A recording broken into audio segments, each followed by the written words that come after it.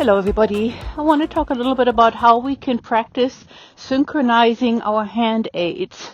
And what I mean by that is that a lot of times our hands have a little bit of a life of their own, and it results in habits that we're forming over time, and a lot of times we're in an attempt to supple the horse, and the only way we know is to kind of flutter our fingers and open and close, or we're holding one hand a little bit too far forward and the other maybe doesn't give enough at certain times, and it's so hard to think of both hands individually and what they should be doing at all different times.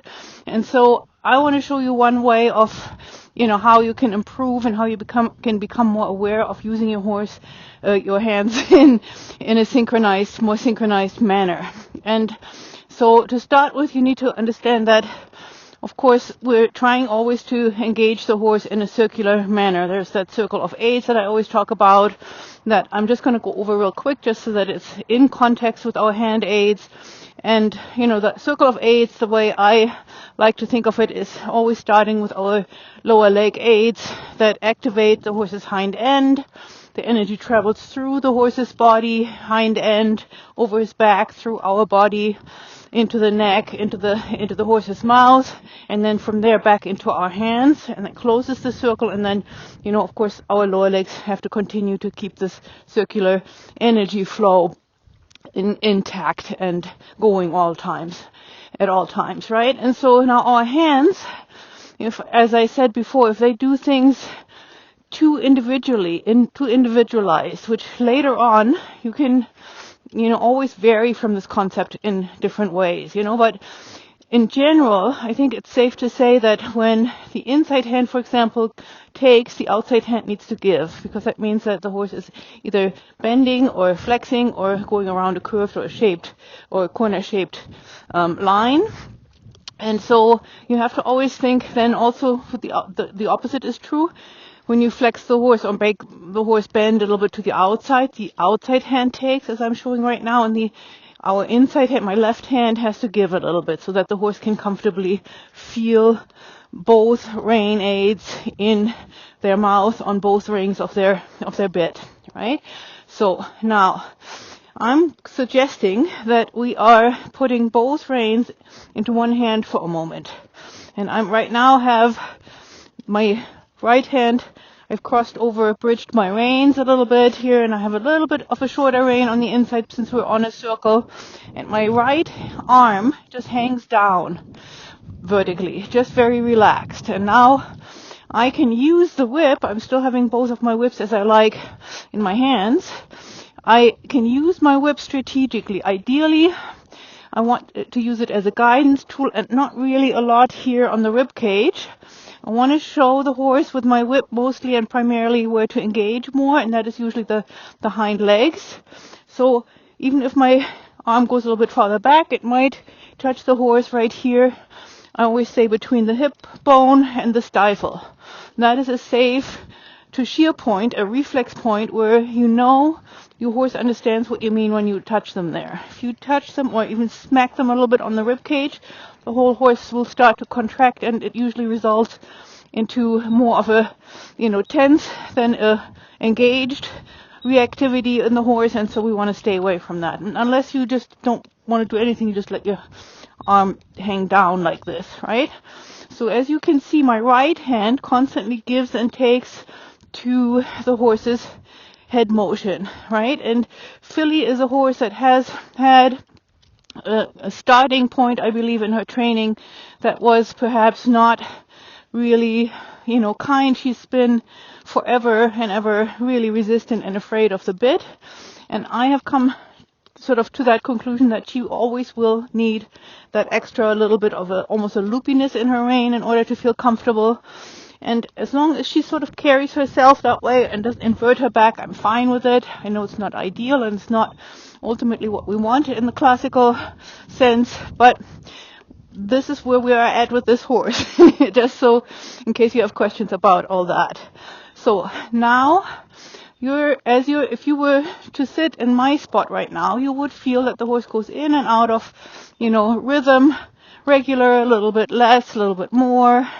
And you can focus in now on your lower legs, because you're not, trying to wrangle your horse down with the reins. And you just, for this type of exercise, I want to say, we do not even care where the horse's head is, unless it's, straight up in the air the whole time. Then, either your reins are too short or too long. But, you just guide your horse with your seat at this point. Left, right, leg contact is rhythmic and regular.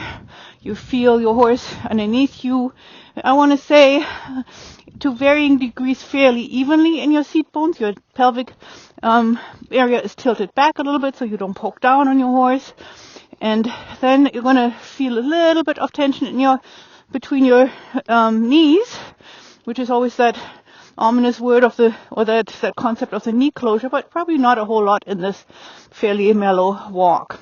And then we're going to go and say, okay, we're going to go into a few steps of sitting trot without, doing a whole lot other than saying, like I'm doing right now, taking my horse into a position where I guide her mostly with my seat, my legs, and a little bit with the whip. Because to this side, filly has a little bit of a tendency to swivel her haunches in. So I'm going to keep my whip here just to keep that from happening. And at the same time, you can see we can almost go into a little bit of a shoulder forward, a shoulder in like motion. But what I'm doing is it's all with one hand, right? I'm not as, quickly tempted to fix the haunches coming in with anything other than with my seat. Inside shoulder goes back a little bit, inside leg comes on a little bit more, and I don't even care really if the head comes up or down, but I do not want to fix this with individual rein aids, right? And I'm going to go back to breathing out and walk. And, that is one example of how you can, fix yourself a little bit. Do this every once in a while. Have a little bit of, an open mind about where your horse's head is and how it feels, and don't do it for too long. You can do transitions. You can do this in the canter as well. And, when you feel like you're starting to get the hang of it a little bit, and it feels less and less uncomfortable for both of you and your horse, which is always a good sign, because your neuronal pathways are being renewed or rebuilt when you're starting to, begin a new habit or try to engage in a new type of riding behavior, right? So when you have that, I would say the next thing would be is keeping your reins bridged, and then going into, again, a little bit of a sitting trot. And now both hands are, we still have a very comfortable long rein, open frame here for filly. And both hands now can move, and I'm going to swivel her a little bit into almost a shoulder in like situation here, because she keeps on pushing her haunches in. And that, that's just one of those things that you will notice with different horses when you ride without fixing everything with your hands. And you'll have to sort of compensate for that a little bit, right? And then you're going to go and say, okay, so that feels good. So, and then you can, of course, also take this concept into the canter. Just very, very gently guide your horse with your seat. Hands are always the ones that want, especially when we're in a little bit of a faster mode, that want to fix things.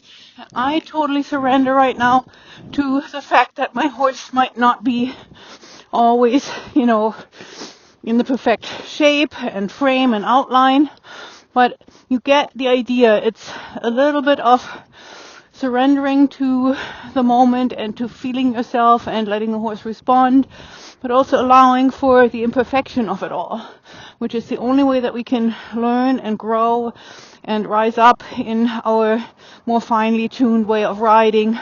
Because if we don't allow for the discomfort, we will always be stuck in that same little niche, and then that won't be helpful to either one of you or your horse. So practice, make mistakes, improve, take another look, take another, practice session and start over. And that's how it goes. That's how things get better. Good girl. Thank you, Philly.